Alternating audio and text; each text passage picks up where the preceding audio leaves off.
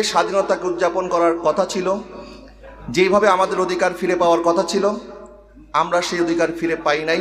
বরং আমরা দেখেছি প্রত্যেকটা সরকার তারা বিদেশি প্রভুর কাছে আত্মসমর্পণ করে নিজেদের স্বার্থ হাসিলের জন্য এই দেশকে বিক্রি করেছে। সুতরাং আমি মনে করি আমরা অনেক দলকে সুযোগ দিয়েছি। এদেশের মানুষ অনেকভাবে সুযোগ দিয়ে পরীক্ষা করেছে। আমার মনে হয় আমরা যারা এখানে উপস্থিত আছি, আমি মনে করি এদেশের নিরাপত্তা, এদেশের স্বাধীনতা, এদেশের জনগণের উন্নতি যদি সাধিত করতে হয়, আমাদেরকে ইসলামী মূল্যবোধের ভিত্তিতে এই দেশকে নতুন করে গড়ে তুলতে হবে। এবং সেই ইসলামী মূল্যবোধকে গড়ে তোলার জন্য আমাদের ভিতরে কোরআন এবং সুন্নাহর যে সঠিক চর্চা, সেই সঠিক চর্চা এবং আমাদের যে মানহাজ আল ওয়াসাতিয়া ওয়াল ইতিদাল, মধ্যমপন্থী আমাদেরকে হতে হবে, পরম সহিষ্ণু হতে হবে। এখানে আমরা 5 জন 5 মতাদর্শে থাকতে পারি, কিন্তু ইসলামের ব্যানার আমরা সবাই একমত, এটা আমাদেরকে নিশ্চিত করতে হবে। আমি আপনাদেরকে কয়েকটা উদাহরণ দিয়ে বলতে চাই। মিশরে যখন গণ অভ্যুত্থান হয়েছে, মিশরের মানুষ ফুঁসে উঠেছিল স্বৈর শাসকের বিরুদ্ধে। সেই গণ অভ্যুত্থানের পরে যে সরকার গঠিত হয়েছিল, যাদেরকে মনে করা হয়েছিল তারা ইসলামী মূল্যবোধের সরকার, ইসলামী শাসন প্রতিষ্ঠা করতে পারবে, কিন্তু তারা সেই মূল্যবোধ, সেই জাতিগত ঐক্য এবং মুসলমানদের আশা আকাঙ্ক্ষার প্রতিফলন সঠিকভাবে ঘটাতে পারে নাই বিধায় আমি মনে করি তারা 1 বছরের বেশি ক্ষমতায় টিকে থাকতে পারেনি। এই আন্দোলন, এই সংগ্রাম, এটা শুধুমাত্র ছাত্রদের ক্ষোভের কারণে হয়েছে তা নয়। গত 15 বছরে এই দেশের মানুষ যে স্বৈরাচারের বিভিন্নভাবে জুলুম নির্যাতনের শিকার হয়েছে, প্রত্যেকের ক্ষোভের একটা বহিঃপ্রকাশ ঘটেছে এই ছাত্র আন্দোলনের মাধ্যমে।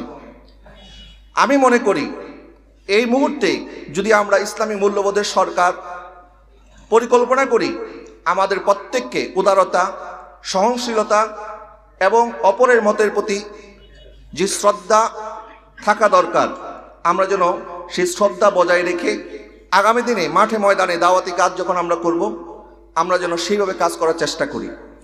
আমি আপনাদের উদ্দেশ্যে একটি কথা বলতে চাই।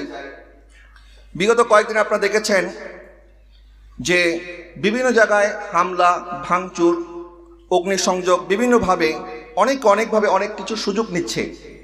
এবং ভারতের সম্প্রতি সংবাদ মাধ্যমগুলির যে মিথ্যা প্রপাগান্ডা এই দেশের বিরুদ্ধে, এটা দেখার পরে আমরা সহজেই অনুমান করতে পারি যে ভারত কত বড় ষড়যন্ত্র নিয়ে আমাদের দেশকে ঘায়েল করতে চেষ্টা করেছিল, মরিয়া হয়ে উঠেছিল। ভারতের এই মিথ্যা প্রপাগান্ডা, ভারতের এই চাল, যেটা তারা বাংলাদেশের মধ্যে একটি সাম্প্রদায়িক দাঙ্গা ঘটাতে চায়, যে দাঙ্গা ঘটানোর মাধ্যমে তারা আবারও এই দেশকে তাদের কবজায় নেওয়ার যে ষড়যন্ত্র তারা করছে, এই বিষয়ে কিন্তু আমরা সবাই ইতিমধ্যে অবগত হয়েছি। কিন্তু আমি যেটি বলতে চাই, আমরা ভারতের হাত থেকে রক্ষা পেলেও আমাদের উপরে যে একটি বড় ছায়া আবার ভর করা শুরু করেছে, ইতিমধ্যে আমরা সেটার লক্ষণ দেখা শুরু করেছি। আমরা যেন কোনো বাঘের থাবা থেকে বেঁচে সিংহের কারাগারে গিয়ে যেন আমরা আবার আবদ্ধ না হই। আমাদেরকে সেদিকে লক্ষ্য রেখে কাজ করতে হবে এবং এই দেশে যেন কোনো ইঙ্গো মার্কিনী সহ পশ্চিমা শক্তি মাথাচাড়া দিয়ে উঠতে না পারে, সেই বিষয়ে আমাদেরকে ঐক্যবদ্ধভাবে সিদ্ধান্ত নিতে হবে।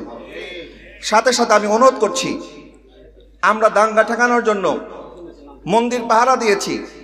দাঙ্গা ঠেকানোর জন্য আমাদের ভাইরা মন্দিরে যখন পাহারা দিয়েছে, এদেশের সংখ্যালঘু যারা, তারাও এটাকে সাধুবাদ জানিয়েছে। পাশাপাশি এই দেশে বিভিন্ন মতাদর্শের মুসলমান আমরা বসবাস করি।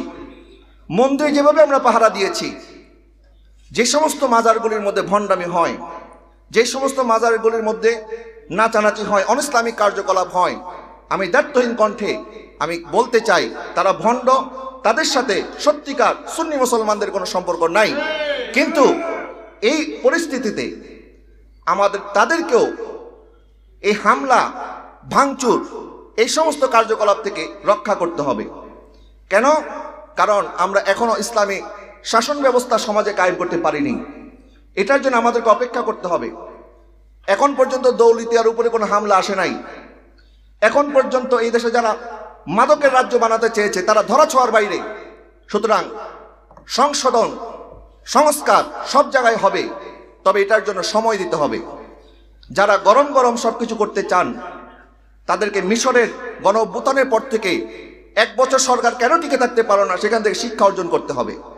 এবং আমি আপনাদের কাছে উদাত্ত আহ্বান জানাচ্ছি, আমরা যদি সত্যিকার অর্থে মুসলিম শাসন এই দেশে প্রতিষ্ঠিত হোক, ইসলামী সমাজ রাষ্ট্র ব্যবস্থা প্রতিষ্ঠিত হোক, এটা যদি আমরা চাই, আমি আপনাদেরকে আল্লামা ডক্টর ইকবালের একটি কবিতার লাইন স্মরণ করিয়ে দিচ্ছি, কি মোহাম্মদ সে ওয়াফা তूने तो हम तेरे हैं, ये जहां चीजें हैं क्या লৌহ কলম তেরে হ্যাঁ। আমরা যদি সত্যিকার অর্থে নবী সাল্লাল্লাহু আলাইহি ওয়াসাল্লামের ওয়াফাদার উম্মত হতে পারি, অবশ্যই এই বাংলাদেশ আগামীর বাংলাদেশ ইসলামের বাংলাদেশ হবে, মুসলমানদের বাংলাদেশ হবে ইনশাআল্লাহ। আসসালামু আলাইকুম ওয়া রাহমাতুল্লাহি ওয়া বারাকাতুহু।